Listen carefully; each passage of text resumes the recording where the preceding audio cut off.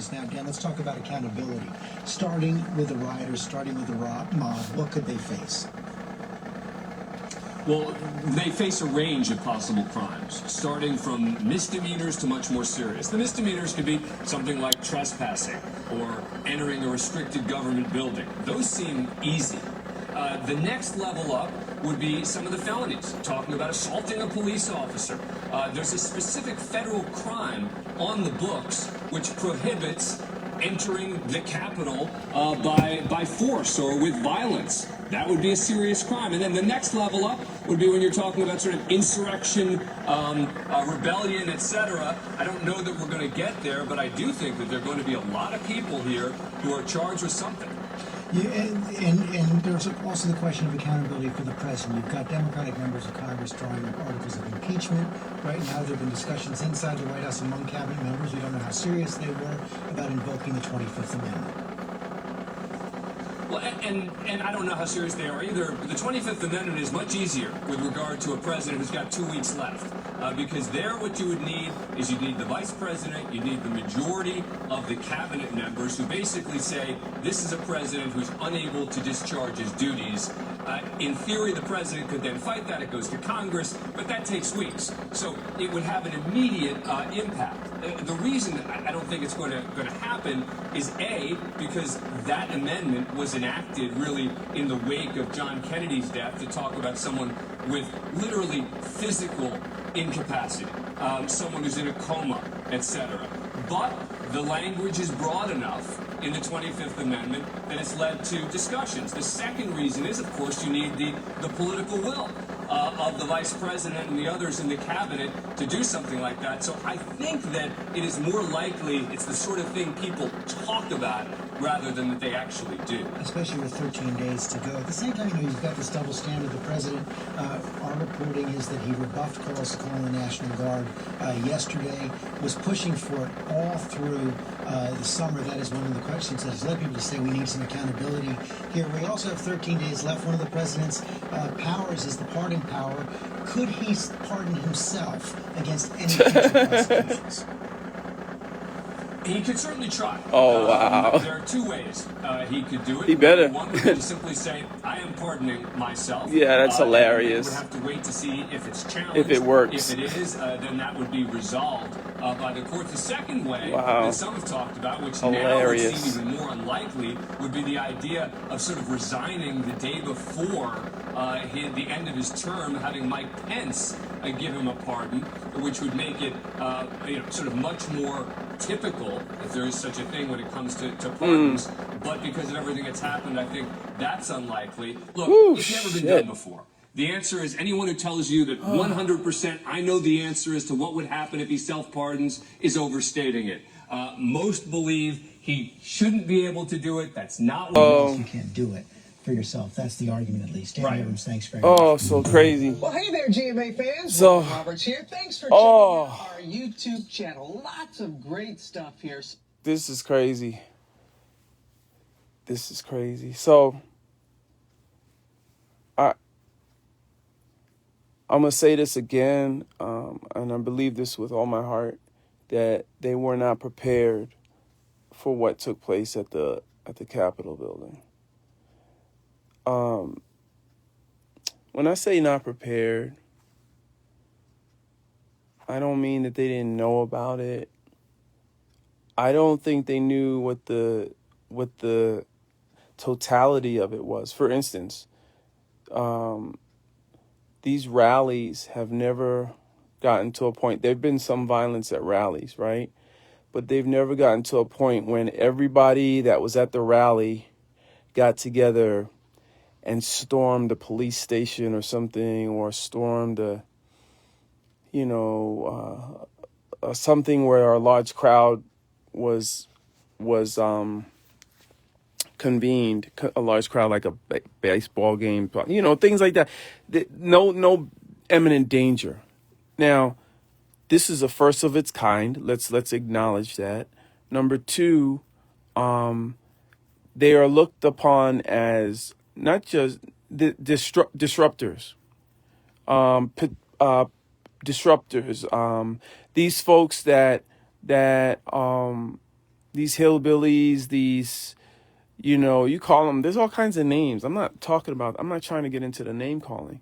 But what I am trying to do is to say that I don't believe the Capitol was ready for it. I saw so much footage of police backing up and being afraid of the angry mob. This is an angry fucking mob. That's what it was at the end of the day. It's an angry mob. And you don't shoot people who aren't shooting you. Yeah, they had pipes and stuff like that. If they were using them, obviously they said 50 officers got hurt, right? 15 or 50, right? 50. 2 people died. One obviously at the hands of the Capitol Police. The other maybe at the hands of the mob.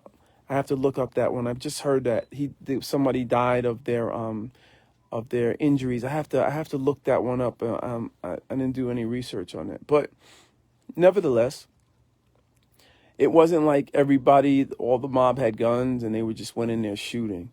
And I'm not making excuses for them. What I am saying is that when you have 100 people coming at you, there's really nothing you can do. And were the Capitol Police ordered to shoot on site? Were they ordered not to shoot? Those types of things matter. The other thing is that are we forgetting that the vice president was in the building? Do you know the type of security that the vice president has? He has Secret Service too. So to those people who have the conspiracy theory that the Capitol Police knew they were coming in and they let them in, and no, that's not. There's some isolated situations where Capitol Police took pictures with. I get all of that. That is not what we're talking about. Those are very isolated situations. They did not let these people come in. They had no choice. They were overwhelmed, as I heard it yesterday, from one of the police officers. He was on. I think they had him.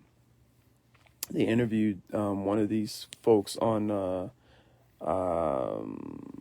NPR radio, and oh yeah, I'm outraged like everybody else, but more like not even confused. It's very clear to me that if this were black people, they would have been shooting. It's so clear to me. But here's the best thing about this. The new president has acknowledged that. Did you miss that? Here he goes. I just want y'all to see that. I don't want y'all to miss that the new president had acknowledged if this was black people, this would go very different. So I'm not sure if you saw that. I'm gonna bring it up because I feel it's important. Click the subscribe button. I feel it's important. Over. I feel it's important to bring up.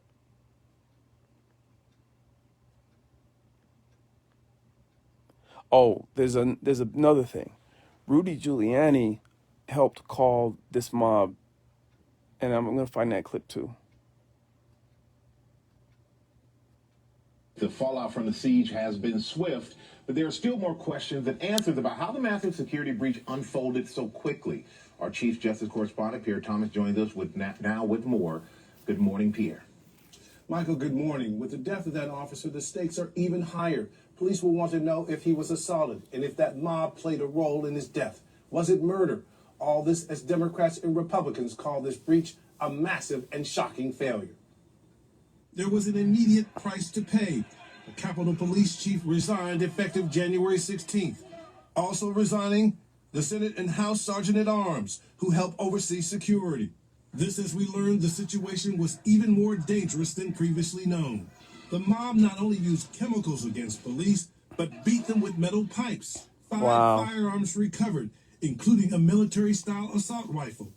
2 powerful and functioning pipe bombs discovered nearby, and 11 Molotov cocktails for setting fires, which authorities say were, quote, ready to go. Overnight, the FBI tweeting out this photo of a person believed to be responsible for those pipe bombs. More than 50 Capitol Police and law enforcement officers injured, 50. Many of them fighting to defend Congress whatever mistakes were made. Among those injured, the officer who died. His department and the entire city mourning his loss. The situation unreal, a breach and desecration so profound. It's also raising issues of race and policing. Many noting police showed remarkable restraint with the mostly white mob, an officer even taking a selfie with one of the rioters. If it had been a group of Black Lives Matter protesting, they would have been treated very, very differently than the mob of thugs that stormed the Capitol. More than 80 arrested so far. 80 people arrested. So I see that's a first. So Obama came into office. He couldn't really address